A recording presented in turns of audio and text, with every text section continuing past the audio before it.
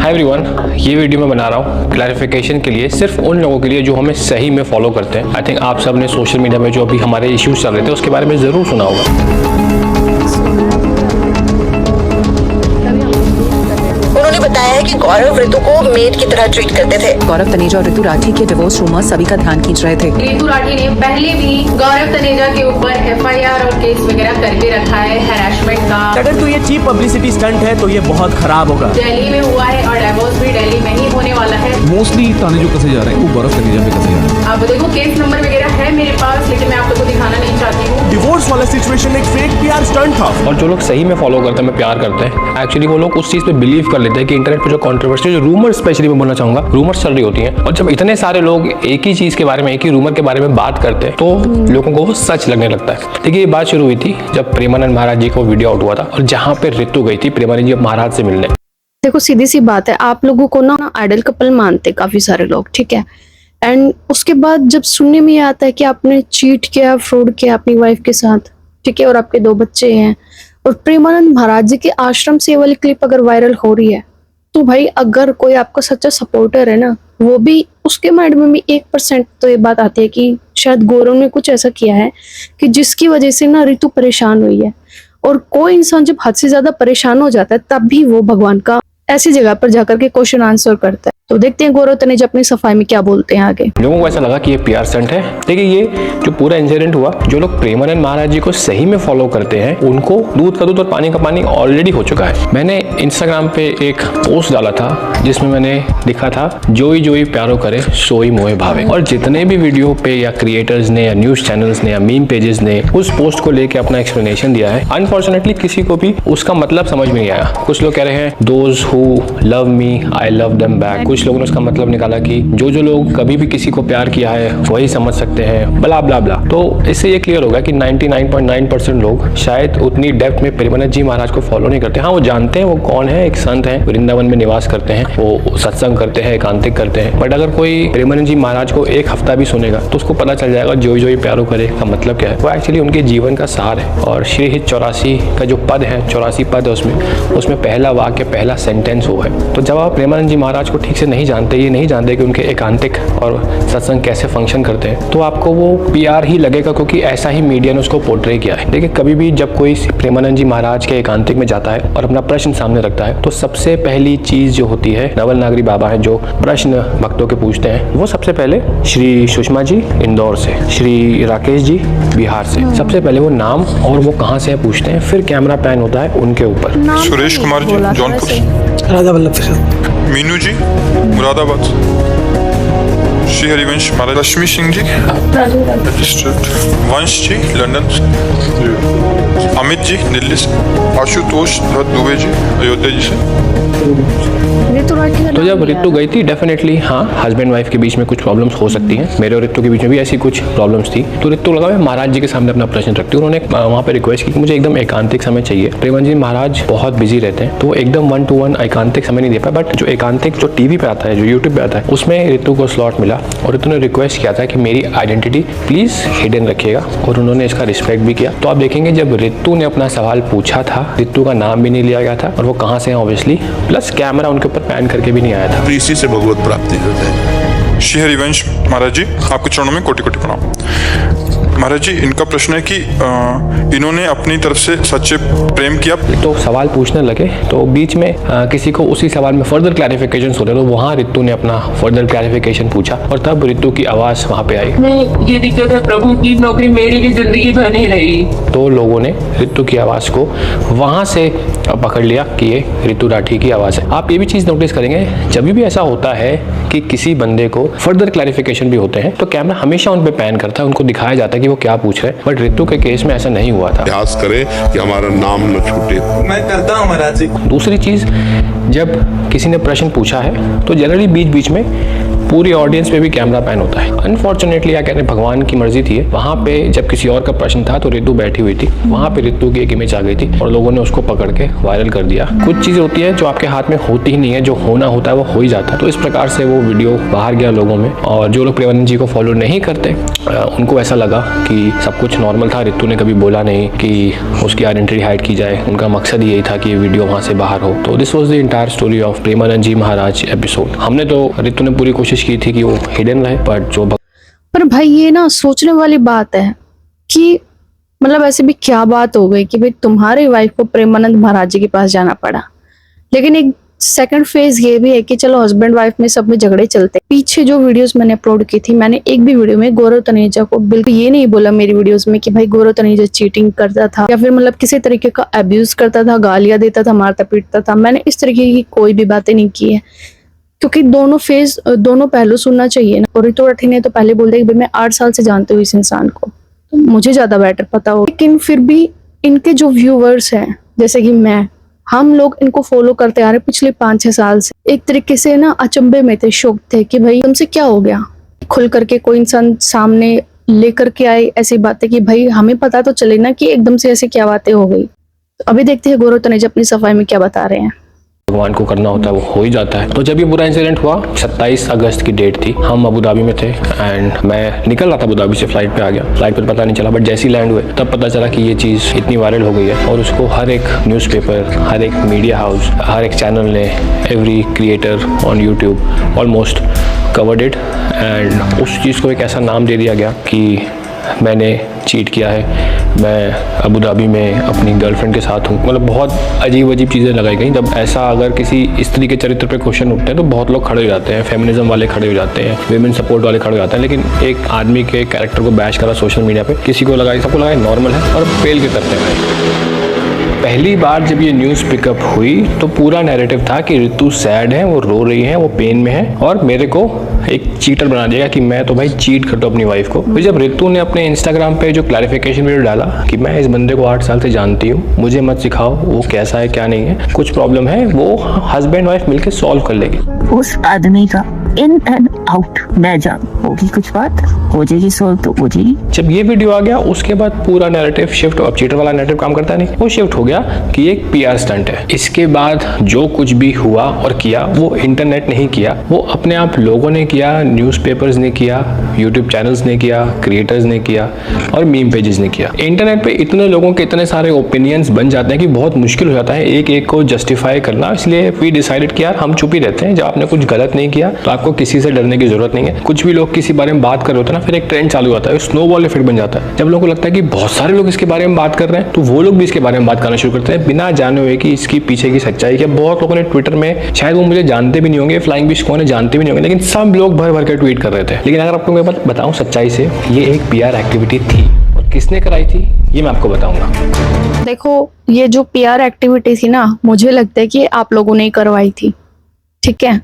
आप ऐसे बोलोगे कि भाई काफी सारी एजेंसीज होती हैं, ठीक है, जो इसी काम में लगी होती हैं। भाई मुझे नहीं लगता कि कोई आपके पीछे पड़ा हुआ था और उसने इस तरीके की मतलब फुटेज बनवाई होगी और उसने वायरल की। मुझे लगता है ये आपका ही खुद का काम है। हर आदमी, हर औरत अपनी अपनी मन की स्टोरीज बता रहा था। कुछ लोगों ने तो ये भी क्लेम कर दिया कि मेरे पे एफआईआर हो चुकी है किसी दफा के अंदर, उनके पास एफआईआर की कॉपी भी है। अब देखो केस नंबर वगैरह है मेरे पास, लेकिन मैं आप लोगों को दिखाना नहीं चाहती हूँ। नेक्स्ट डे ये चीज ट्विटर पे पकड़ ली। बहुत सारे प्रोफाइल्स जो वेरीफाइड प्रोफाइल्स होते हैं उन्होंने एक ट्वीट किया, same cut copy paste same tweet बहुत सारे लोगों ने ट्वीट किया। उस ट्वीट में लिखा था, Gaurav cheated on his wife and left her alone with 2 kids, end of love marriages divorce. एक और ट्वीट सिमिलर वायरल जाने लगा कि Gaurav is enjoying his holidays in Abu Dhabi with his rumour girlfriend. मतलब मेरी एक गर्लफ्रेंड भी बना दी गई जिसके साथ मैं अबू धाबी में छुट्टियां मना रहा था, जबकि मैंने उस दिन व्लॉग भी पोस्ट किया था कि मैं फैमिली और बच्चों के साथ हूँ। वहां से मेरी एक स्टोरी वायरल हो गई थी जहाँ पे पीछे एक लेडी की आवाज आ रही थी। तो कुछ लोगों ने कहा कि वो रितु की आवाज है, तब तक ये पीआर वाला मामला पकड़ चुका था और ये लोग साथ में ट्रैवल कर रहे हैं, बस पीआर बना रहे हैं ये लोग कि इनका डिवोर्स होने वाला है। एक्चुअली में वो आवाज मेरी मम्मी की थी। एक भाई साहब ने कहीं ना कहीं के तार जोड़ के इस पूरे इंसिडेंट से मुझे मोदी भक्त डिक्लेयर कर दिया। देखिए बहुत सारे ट्वीट्स वायरल हुए लेकिन सब में एक चीज कॉमन थी, सबसे पहले डिवोर्स एंड उसके बाद चीटिंग और उसके बाद ये PR स्टंट है। बहुत सारे ट्वीट्स का सेम कट कॉपी पेस्ट होना, 3-4 फॉर्मेट्स वायरल हुए थे और जो ग्रुप्स इस ट्वीट को वायरल करा रहे थे उन्होंने ये सारे tweets maximum 80% blue tick verified profile से ही कराए। इन ग्रुप्स के पास ऐसे प्रोफाइल्स का भंडार होता है जो एक ऐसे नेगेटिव PR कैंपेन में ही चलाते हैं और लोगों को ऐसा लगता है कि क्योंकि ब्लू टिक वाली प्रोफाइल कर रही है ट्वीट तो बड़ी ही जेन्युइन और ऑथेंटिक इन्फॉर्मेशन ही होगी। मेरे पुराने वीडियोस की भी बहुत सारी क्लिप्स काट के वायरल की गई। देखिए मैंने इंटरनेट पे 1800 से ज्यादा वीडियोस बनाए हैं। एक क्लिप वायरल हुई है जहां रितु बोल रही है कि मैं बिल्कुल खुश नहीं हूँ। सच बता रहे, मैं बिल्कुल खुश नहीं थी यहाँ पे। उसका कुछ कॉन्टेक्स्ट सर पैर नहीं, बस वो पार्ट को वायरल कर दिया गया। एक क्लिप वायरल हुई है जहाँ पे लोग कह रहे हैं कि गौरव अपने एक्स्ट्रा मैरिटल अफेयर्स का एक तरीके से हिंट दे रहा है। Most of the extramarital affairs happens when you just have a baby. बीवी के पास आपके लिए बात करने का टाइम नहीं भाई साहब, प्यार यार दूर की बात है। वो क्लिप थी जब मैं लखनऊ में था और लॉ एंट्रेंस की तैयारी करता था, मुझे कुछ अच्छा केस मिलता था तब मैं उसको एक्सप्लेन करता था और उस समय मैं वही सब पढ़ रहा था तो मैंने एक्सप्लेन कर दिया। जब कॉन्टेक्स्ट पता नहीं होता तो आप उसको कोई कहीं से भी तार जोड़ सकते हैं। लेकिन देखिए 1800 वीडियो जब बन जाते हैं ना तो एक वीडियो मुझसे पूछेंगे, जो एक्स्ट्रा मैरिटल वाला वीडियो है ना ये मुझसे पूछेंगे गौरव ये किस वीडियो का ढूंढ के बता, तो भाई मुझे भी काफी टाइम लग जाएगा। कोई नॉर्मल बंदा जो इंस्टाग्राम पे अपने दिन के 4-5 घंटे बिता रहा है वो ये कर ही नहीं सकता कि पीछे जाके इतने सारे डेटाबेस में से खोज के उसी समय विद इन आवर्स वो क्लिप को वायरल कराए ट्विटर पे। ये सब एक प्रॉपर PR टीम्स का काम होता है जो बैकएंड पे लगी होती है। कुछ एक लॉबी होती है जो आपके पीछे लग जाती है और उनकी टीम्स दिन रात उसी काम पे लगी रहती है। कुछ लोगों ने कहा कि इनको बिग बॉस में जाना है इसीलिए इन्होंने ये सब काम किया। यार बिग बॉस के इन्विटेशन पिछले 5 साल से आ रहे हैं। एक और सेट पैटर्न जा रहा था, मेरी जो वेडिंग वीडियो है वो वायरल हो गई और उन्होंने कहा जाना चाहिए डिवोर्स का सीन आ रहा है तब ये लोगों को इमोशनल करने के लिए अपनी वेडिंग क्लिप सब मार्केट में रिलीज करके वायरल कर रहे हैं। वो वीडियो 2019 में मैंने अपने यूट्यूब चैनल पे डाला था। लेकिन क्या है कुछ लोग आपको नहीं जानते या जानते हैं, हाँ फ्लाइंग बीस्ट है 3-4 व्लॉग देखे जो बहुत अच्छे व्लॉग्स बने थे। आसमान में भारत देख लिया, चंद्रयान का लॉन्च देख लिया, but they know who is, तो उनको पता ही नहीं है, उन्होंने जर्नी फॉलो ही नहीं की। उनको लगता है हाँ शायद अभी इसने वेडिंग क्लिप्स वायरल कराई है। इसके साथ ही पड़ोसियों ने तो ये तक दावा किया कि गौरव तनेजा अपनी वाइफ रितु को नौकरों की तरह ट्रीट करते हैं कि रितु ने होटल में रंगे हाथों किसी लड़की के साथ गौरव को पकड़ा है। एक रेप्यूटेड न्यूज चैनल, वैसे तो सारे न्यूज चैनल्स हैं लेकिन मेरे सामने जो वीडियो लगा News 18 का एक चैनल है, उसकी एंकर है भावना। उन्होंने ऐसे रिमार्क्स किए हैं कि आपको सुन के शर्म आ जाए। गौरव को रंगे हाथों पकड़ा एस्कॉर्ट्स के साथ। मैं हूं भावना और आप देख रहे हैं News 18। रितु राठी ने गौरव तनेजा को उसे रंगे हाथों पकड़ा एस्कॉर्ट्स के साथ होटल रूम। रेडिट पर एक यूजर ने गौरव तनेजा और रितु से रिलेटेड एक लंबा चौड़ा पोस्ट किया है और वो क्या क्लेम कर रही हैं कि ये किसी रेडिट यूजर ने लिखा है, ना उस यूजर का पता है वो कौन है। कल को मैं भी लिख दूंगा कि भावना जी के हस्बैंड को पकड़ा गया होटल में रंगे हाथों के साथ, खुद ही एक रेडिट पे पोस्ट बना के और उसको अपने यूट्यूब पे चालू कर दूंगा तो कैसा रहेगा। आगे भावना जी कहती हैं कि जब सेकंड प्रेगनेंसी हुई थी तो गौरव बहुत परेशान थे क्योंकि उनको एक बॉय चाहिए था और गर्ल हुई तो उन्होंने रितु पे अत्याचार चालू कर दिया और इनकी डिफरेंसेस चालू हो गए। इशू तब हुए जब कपल दूसरी बार प्रेग्नेंट था। गौरव की ओर से साफ दबाव था कि वे एक लड़का चाहते हैं। जब एक बच्ची का जन्म हुआ तो गौरव और उनकी फैमिली बहुत निराश हुए। मतलब आप इन बड़े न्यूज चैनल्स और रिपोर्टर्स की मानसिकता देखिए, इनकी व्लॉग्स देखे, मैंने ऐसा कुछ नहीं देखा भाई। मैंने ये भी कहा कि रितु ने गौरव का फोन पकड़ लिया जहाँ पे वो ऑनलाइन सर्विस ले रहे थे। रितु को गौरव के फोन से ये भी पता चला कि गौरव को संदिग्ध वेबसाइटों पर ऑनलाइन सर्विसेज मिलती है जिसे रितु ने रंगे हाथों पकड़ा। वीडियो के एंड में ये रिपोर्टर्स बड़े कन्वीनियंटली कह देते हैं कि ये वेरीफाइड नहीं है। हाल ही में रितु ने गौरव को फिर किसी के साथ उसे धोखा देते हुए पकड़ा जब वो होटल रूम बुक कर रहा था। News 18 की टीम भी इस दावे की पुष्टि नहीं करती। लेकिन हाई कोर्ट और सुप्रीम कोर्ट के द्वारा ये सेटल्ड लॉ है कि आप अगर किसी चीज को रीपोस्ट करते हैं, ट्विटर पे रीशेयर करते हैं, कहीं पे भी रीशेयर करते हैं या किसी और यूजर के लिखे हुए किसी भी पोस्ट को पढ़ते हैं तो that is considered as good as publishing that report. और आखिरी में सिर्फ एक डिस्क्लेमर दे देना वो आपकी वाइकेरियस लायबिलिटी के अंदर आता है और आपको उससे छुटकारा नहीं मिल सकता। इंस्टाग्राम पे बहुत सारे मीम पेजेस भी एक्टिव हुए, सारी बात बोल के और फिर उसको ऐसे बोलते कि भाई जरूरी नहीं कि रियल हो, फनी वे में लोगों तक पहुंचाना। और बहुत सारे लोग मीम मार्केटिंग का सहारा लेते हैं। ये कोई फ्री में नहीं होती, जो बहुत सारे मीम पेजेस बने बैठे हैं इनके एडमिन्स होते हैं फ्री में। आजकल फ्री में काम कोई नहीं करता, पैकेज दिया जाता है, वो लोग बोलते हैं 5 से 10 मीम बना के भेजेंगे, आप 3 सेलेक्ट कर लेना। 3 मीम्स का पैकेज यूजुअली मार्केट में चलता है। तो आप देखेंगे मीम पेजेस ने भी with in a day 3-4 memes निकाल के उसको वायरल करा दिया। तो अगर आप इतना एक वेल कोऑर्डिनेटेड पूरा सिनेरियो देखेंगे इंटरनेट पे जहाँ पे आपको बम्बार्ड किया जा रहा है विद इन 3-4 डेज सब कुछ ब्लास्ट कर दिया गया, तो कहीं ना कहीं आप बिलीव करने ही लगेंगे कि ये PR स्टंट था, इसमें यूजुअल ऑडियंस की कोई गलती है ही नहीं। लेकिन अब सवाल आता है कि ये PR कैंपेन चला कौन रहा था। देखिए right now guys I am not at an edge and position कि मैं और भाई कभी तुमने वायरल करवाई हो तो ये there is a certain group that attacks me every time that wants to attack my credibility, क्योंकि उनको शायद ये सहन नहीं हो पाता कि एक सेंसिबल बंदा, एजुकेटेड बंदा, वो अपने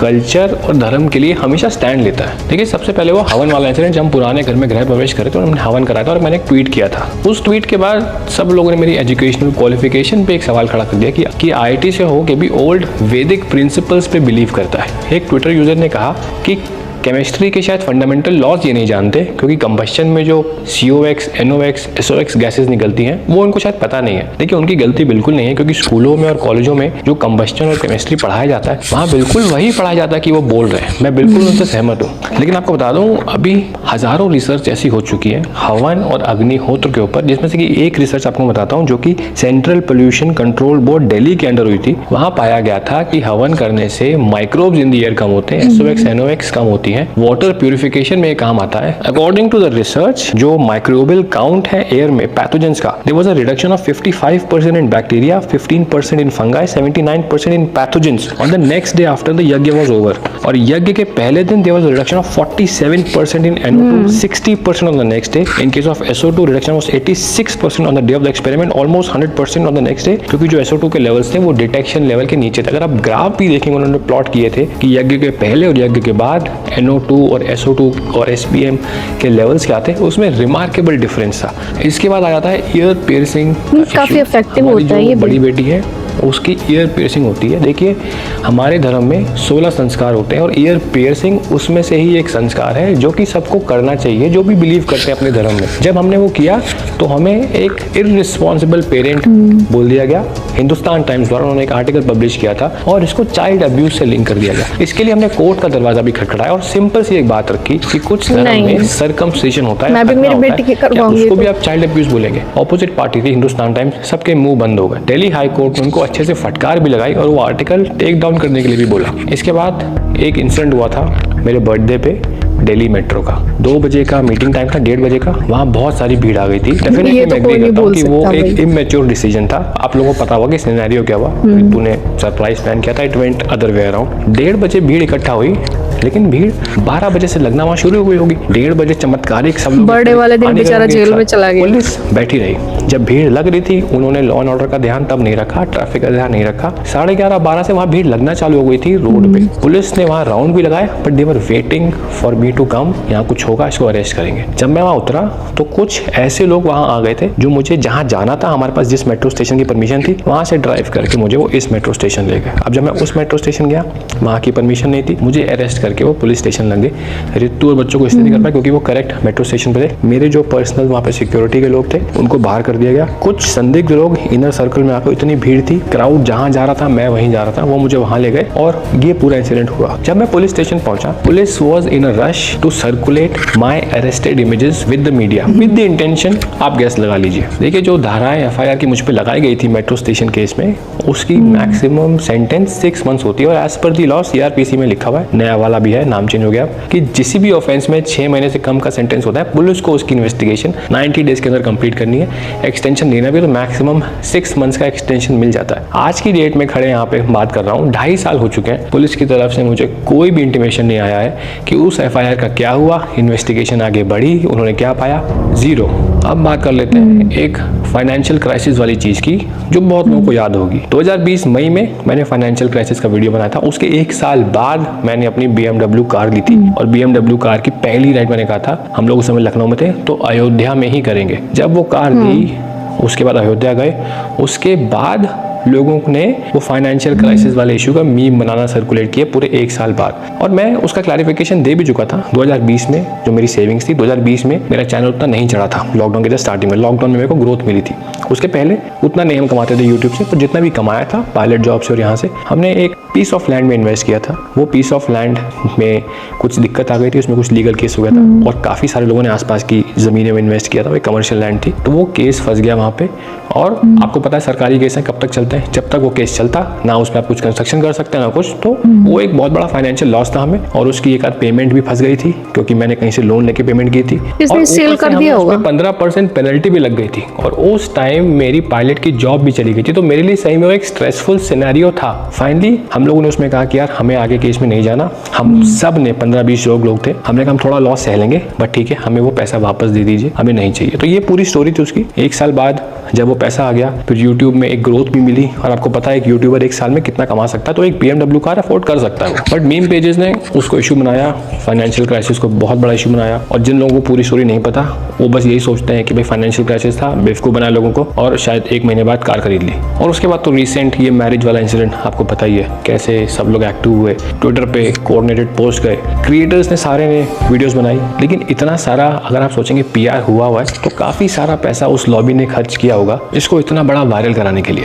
अगर ये PR स्टंट ही होता और हमें इससे कुछ गेन करना होता, तो जब ये कंट्रोवर्सी चल रही थी मैं तो रोज़ व्लॉग पोस्ट करता, मैं तो रोज़ बताता कि आज ये हुआ, रितु भी रोज़ व्लॉग पोस्ट करती, तभी तो उसका आप फ़ायदा उठा सकते हैं। अदरवाइज क्या फ़ायदा उठाएंगे आप। जब ये पूरा इंसिडेंट हो रहा था तो थोड़े लॉयर्स ने भी रितु को कॉन्टैक्ट किया और वो लॉयर्स सरप्राइजिंगली उसी लॉबी से थे जो हमें अपोज करते हैं। एंड जब मेरा हिंदुस्तान टाइम्स का केस भी हुआ था तो ऑपोजिट पार्टी से भी उनमें से कुछ लॉयर्स वहाँ पे भी खड़े थे। तो उनको लगा शायद अब तो उनका घर टूटने वाला है, घुस के और जल्दी तोड़ते हैं। देखिए एंड में मैं यही कहूँगा, बहुत लोग इस सिचुएशन में साथ खड़े भी रहे। जो भी ईमेल्स और DMs मेरे को आए वो 99% ऐसे थे कि वी लव यू, जो भी प्रॉब्लम है उसको सॉर्ट आउट करो और get back together. Comment section में आप देखते हैं तो एक अलग पिक्चर प्रिंट होती है, वहाँ पे लोग बहुत ट्रोल करते हैं, बहुत गुस्से में होते हैं। देखिए एंड में मैं यही कहना चाहूँगा कि हस्बैंड और वाइफ के भाई देखो सीधी सी बात ये है, सारा सिनेरियो सारी वीडियोस देखने के बाद मेरे तो समझ में एक बात आई है। रितु ने पूरी सिक्योरिटी के साथ प्रेमानंद महाराज जी से अपने दिल की बातें पूछी थी। जो उसके मन में संशय था या फिर शंका थी या फिर किसी भी तरीके का डाउट था, तो उस तरीके के जो सवालात थे उसने प्रेमानंद महाराज जी से पूछे। और भी मतलब ना रितु राठी का नाम लिया गया, ब्ला ब्ला जो भी बोला। लेकिन अगर तुम लोगों की इतनी ही चल रही थी तो फिर वो जो एक फोटो है वो कैसे वायरल हो गई। लोगों को इतना हिंट चाहिए होता है, एक तो आवाज से पता चल गया, दूसरा वो जो फोटो देखी उसके बाद पता चल गया। अब अगली बात ये आती है कि मतलब कोई इतनी बड़ी बात होने के बाद ही कोई वाइफ जाएगी इतनी बड़ी बड़ी बातें पूछने के लिए, तो कोई ना कोई तो बात हुई होगी। तो राठी मतलब खुद कुछ भी बोल सकती है लेकिन बाहर वालों को कुछ नहीं बोलने देती, ये बात बिल्कुल सही है। ठीक है भाई, कोई भी वाइफ नहीं सुन सकती अपने हस्बैंड के अगेंस्ट ऐसी, मतलब कोई भी बाहर के लोग आकर के ब्लेम करे बिना अच्छे से पूरी बात पता हुए भी। ठीक है, आप लोग अपनी पर्सनल लाइफ शेयर करते हो, लोगों को काफी इंटरेस्ट आता है, आप लोगों को देखते हैं, व्यूज देते हैं, उन व्यूज की वजह से आप लोग इतना सारा पैसा कमा पाते हो कि आप BMW तक खरीद लेते हो और पता नहीं क्या क्या मतलब आप लोग परचेज करते रहते हो। और अब तो गौरव तनेजा ने मतलब अपने पैर फंसा रखे अलग अलग बिजनेसेस में, और आई थिंक इसने मतलब अपना फार्म वगैरह भी खोल रखा है, अपना डेयरी फार्म भी खोल रखा है। तो रितु अपने पायलट की जॉब कर रही है और जैसे मतलब कुछ सर्कमस्टांसेस ऐसे बन गए थे जिससे गौरव तनेजा को मतलब इनका जो लाइसेंस था वो रद्द कर दिया गया था। तो मतलब शुरू से ये किसी ना किसी कंट्रोवर्सी से घिरे रहते थे। लेकिन अब गौरव तनेजा बोल रहे हैं कि भाई हमारी तरफ से कोई PR स्टंट नहीं था, ये कोई एजेंसी है जो हमारे पीछे लगी हुई थी, उन्होंने वायरल करवाया। तो भाई आप लोग ऐसे काम करते क्यों हो कि लोग मतलब आप लोगों को वायरल करे, आप लोगों को पकड़े। मुझे तो लगता नहीं कि किसी एजेंसी का काम है, मुझे नहीं लगता है किसी एजेंसी का काम है। बाकी अच्छी बात यह है कि ये चीजें यहीं पर खत्म हो गई। जो आपकी ऑडियंस है, जो आप लोगों को चाहते हैं, आप लोगों को पसंद करते हैं, उनको भी कहीं ना कहीं मतलब स्ट्रेस देने वाली चीजें होती है। में कुछ प्रॉब्लम आ गई थी। हर लंबे रिलेशन में कभी ना कभी ऐसा सिचुएशन आ सकता है कि सब लोग एग्री करेंगे। किसी को कुछ भी क्लैरिटी नहीं थी कि हमारे बीच में क्या प्रॉब्लम है और हमने भी इसको डिस्क्लोज करने का फैसला नहीं किया। जो भी बात हुई वो सिर्फ प्रेमानंद जी महाराज की वीडियो में जो हुई थी उतनी ही हुई थी। तो 10 लोगों के 10 ओपिनियन बन जाते हैं। अब कुछ लोग जो होते हैं, जो एक नैरेटिव सेट करना चाहते हैं, वो 5 लोग अपने छोड़ देते हैं जो कि कोऑर्डिनेटेड वे में हर प्लेटफॉर्म पे ऑपरेट करते हैं। ट्विटर पे जाएंगे, न्यूज पोर्टल्स पे जाएंगे, मीम मार्केटिंग करेंगे। मीम मार्केटिंग आपको पता है कितना ज्यादा शेयर होता है। तो अब जो 10 लोग हैं जो अलग अलग सोच रहे थे, इन 5 लोगों को देख के वो भी यहीं पे आ जाते हैं। उनको लगता है हाँ, और फिर उन 15 लोगों को देख के बाकी 50 लोग और आ जाते हैं और ये एक स्नोबॉल इफेक्ट बन जाता है। और एक टाइम के बाद पूरा सोशल मीडिया उसी डायरेक्शन में मूव करने लगता है जहाँ पे जो ग्रुप्स हैं जो टारगेट करते हैं, इनका पर्पस वहाँ सॉल्व हो जाता है। देखिए अभी भी बहुत सारे ऐसे लोग होंगे जो इस वीडियो से सहमत नहीं होंगे। उनको लगेगा कि PR स्टंट हम नहीं करवाया। देखिए भगवान ने सबको बुद्धि और विवेक दिया है, आप उसका यूज करके अपना कंक्लूजन निकाल सकते हैं, हमें उससे कोई प्रॉब्लम नहीं है। But thank you so much for everyone, जो भी लोग खड़े हुए साथ में, जितने भी लोगों के डीएम आए, ईमेल्स आए, मैं सबको शायद पर्सनली थैंक यू नहीं कर पाया, बट इस वीडियो के माध्यम से आप सबको थैंक यू बोलता हूँ एंड जय हिंद। तो भाई मुझे तो सिर्फ यही समझ में आ रहा है कि कहीं ना कहीं मतलब अगर आप लोगों ने ये नहीं करवाया है वायरल, तो किसका काम हो सकता है कि किसने ये चीजें वायरल करवाई। मुझे तो यहाँ पर ना 50-50 पॉसिबिलिटी लग रही है। जैसे प्रोबेबिलिटी वाला चैप्टर होता था ना मैथमेटिक्स में, हेड एंड टेल वाला, वैसे वाली प्रोबेबिलिटी मुझे यहाँ पर लग रही है। प्रोबेबिलिटी प्लस पॉसिबिलिटी, सब कुछ सॉर्ट आउट हो गया और जो आपकी ऑडियंस है उनको भी उनके सवालों के जवाब मिल गए। तो मैं चाहती हूँ भगवान सबको खुश रखे, किसी के भी लाइफ में इस तरीके की एक बैड एंड प्रॉब्लम खड़ी ना करें। आज के टाइम में सोशल मीडिया ना एक ऐसी चीज, एक ऐसा प्लेटफॉर्म बन चुका है कि जहां पर अगर आप अपनी पर्सनल लाइफ शेयर करते हैं ना, तो लोगों की नजर लगना पक्का तय है।